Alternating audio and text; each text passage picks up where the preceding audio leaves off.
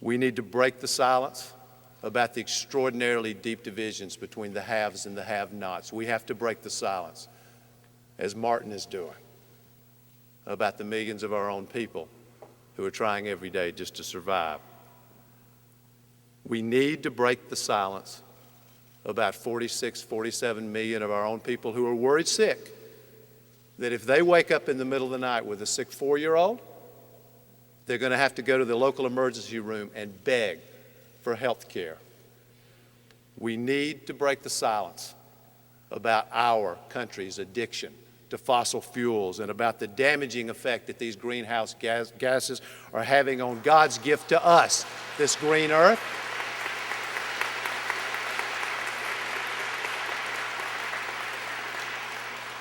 These are the great moral imperatives of our time. And by breaking the silence about them, we are not breaking faith with our country, with our flag, with our forefathers, or with our brave men and women in uniform. We're not breaking faith, we're keeping faith. We're keeping faith with the nation that we believe in. We're keeping faith with our better angels. It is time, brothers and sisters, for America to be patriotic about something other than war. It is time.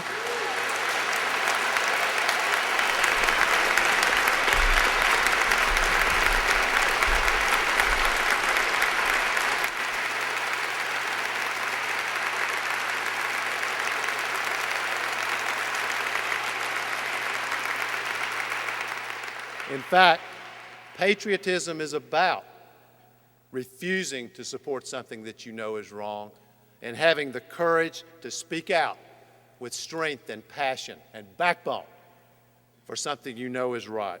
A true American patriot does not stand on the side and watch things occur in front of them.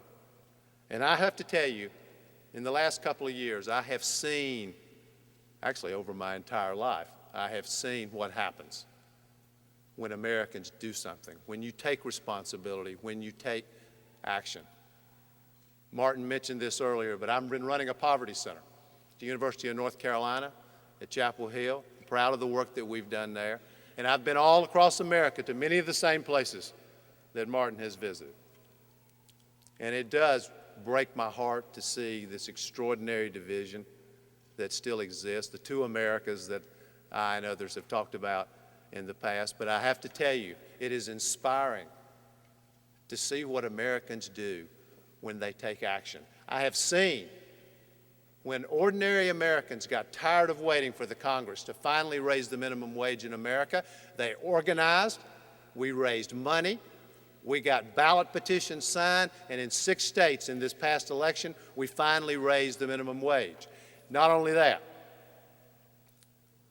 we have gone all across this country and organized workers into unions so that they could have a voice. Thousands and thousands of workers who were living in poverty, now they're earning a decent wage, now they have health care coverage, now they have a pension.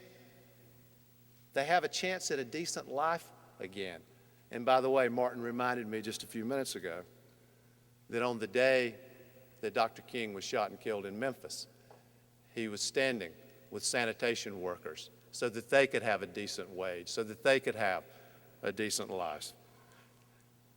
I've seen it with an effort to make college available to kids who committed that if they went to college and we paid their tuition and books, they would work while they were there. And here in New York, you saw it.